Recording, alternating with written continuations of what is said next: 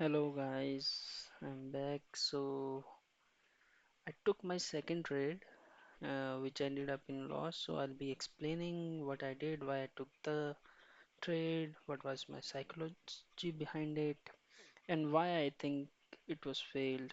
And we are gonna analyze it, and then we are gonna, journalize it. Journal, we'll upload it in our journal, and then we will move on. Okay, so I took a trade in German 40, and as we can see I'm on monthly time frame. It's not particularly going from monthly demand zone, but it's going nearby, as we can see, right? So we'll move down one time frame, that would be weekly, and if we see, we are running from this weekly demand zone, which is coinciding with the monthly demand zone. You see these lines, these straight lines, horizontal lines. This is our monthly demand zone, and this leg in candle, three base candles, and leg out candles. This is our weekly demand zone. As we can see, it's running from this weekly demand zone. After touching this weekly demand zone, market made an all-time high. As we can see, after that it was coming down. It was retracing, and on 1 day time frame, I saw like it broke this structure, this entire structure. It closed below it, this one closed below everything. So my mindset was that it's trying to go and mitigate the monthly demand zone that it hasn't mitigated yet. So that was my thought process. So after when I saw it was retracing from this point, so what was my trade? I thought was I would take entry in this supply zone, Why? Because it was the supply zone that broke this demand zone, that gave closing below this, right? So I was waiting for the price to retrace back into it, and then I moved down to 1 hour time frame for my entry confirmation. At this point, at this point, as we can see, at this point, it mitigated a one daily supply zone, and then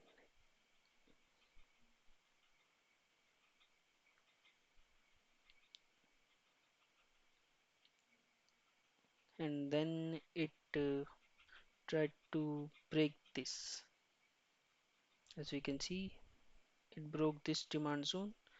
It gave closing below this swing point, and this demand zone also. So that's why I was very confident in this trade. So I took a trade where I took this demand zone, supply zone as my entry, and my stop loss was above it. My stop loss was here, and I was targeting 1:3 risk to reward ratio.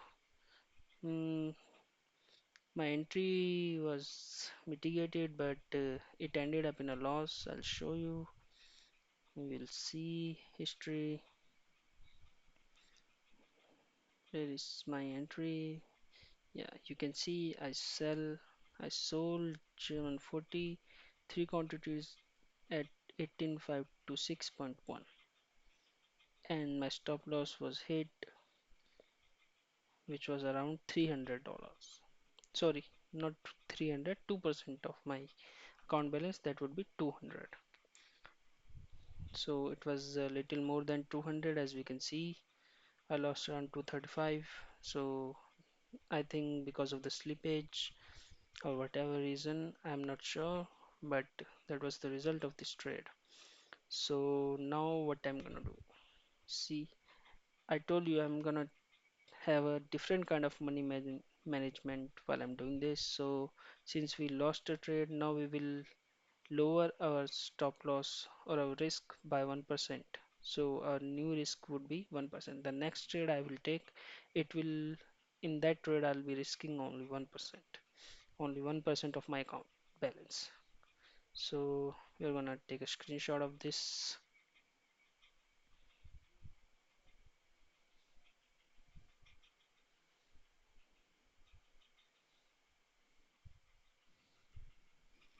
and we're gonna save it as trade 2.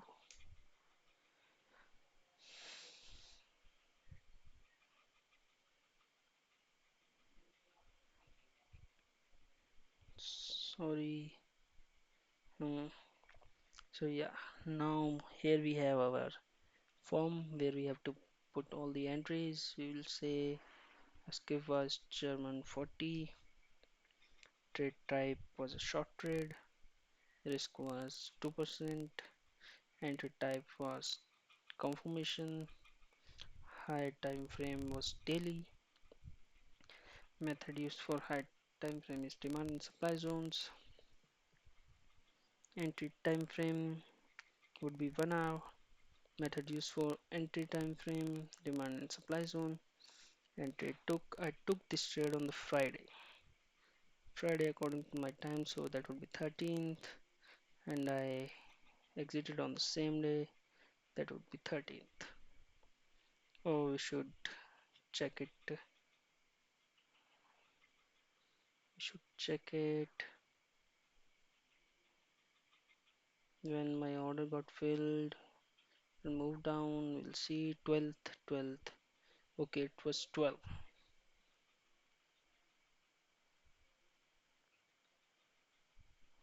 Okay, it was 12. So sorry guys, that was another page. Yeah.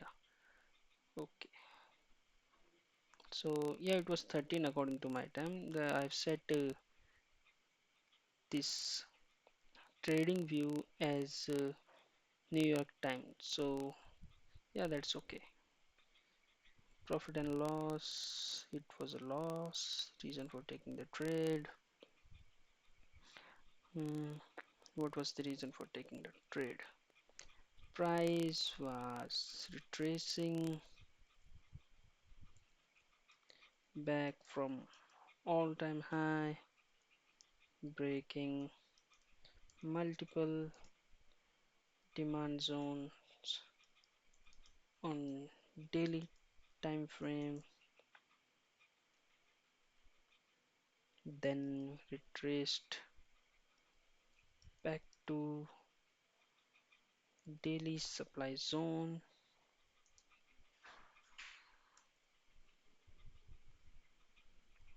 then we got confirmation on 1 hour time frame for entry. That was the reason for taking the trade. Okay, outcome of the trade. The trade ended up in a loss. That's how I see it. What could be the wrong reason? That trade was running from a weekly slash monthly demand zone.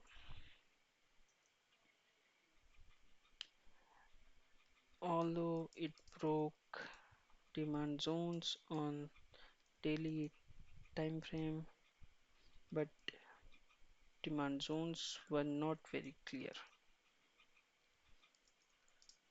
That's how I see it.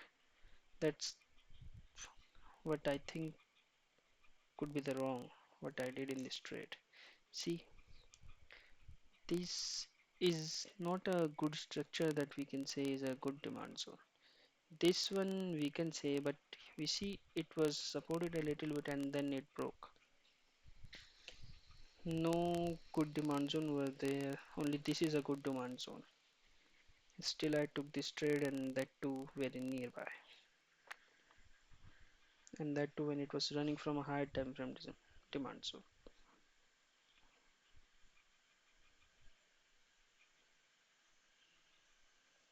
And not good. Now when we move to our entry, even on our entry, we can see when it mitigated this supply zone,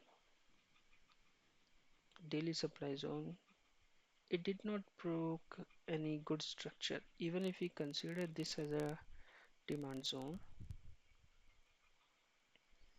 it didn't actually give a good closing below it, and then it ran from this demand zone.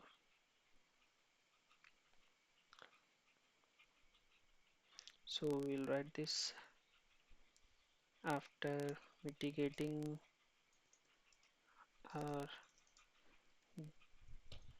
daily supply zone. It did not have good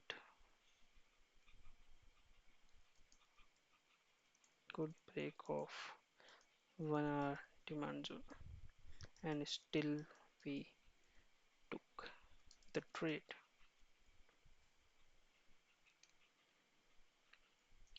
And entry supply zone was not good as well. Okay, I'm gonna add the screenshot that I took. That would be trade2.png. Okay, let it upload. Yeah, now it's uploaded. We'll recheck. Loss demand zone, monthly time frame, 1 hour time frame, confirmation entry 2%, German 40. Everything's pretty, everything seems pretty good. So I'm gonna submit it.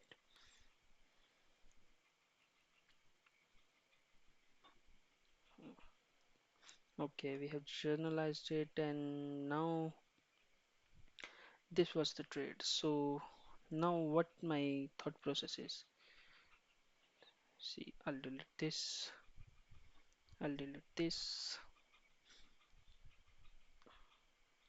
Now we see that if we move down to weekly time frame, there is no supply zone here. If we move down to daily time frame, we can say like this is a supply zone and price has mitigated it, and now it's start reacting from it. So if we move down to 1 hour time frame, we can see like it's getting rejected hard. It's getting rejected hard. So we might see if there is no, first of all, there is no good demand zone on 1 hour time frame to break.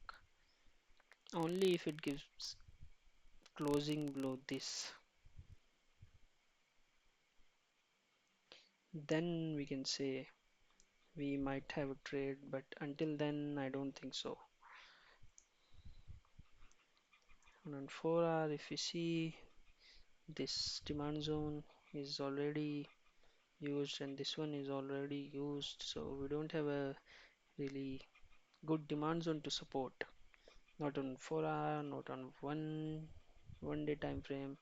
Forget about weekly, there's no good demand zone. So if it happens, it can go below this point or even this point. We never know what can happen. So that is my future thought process for the upcoming trade. We'll see what happens. See you later, guys. Like and subscribe and keep watching my videos. Thank you.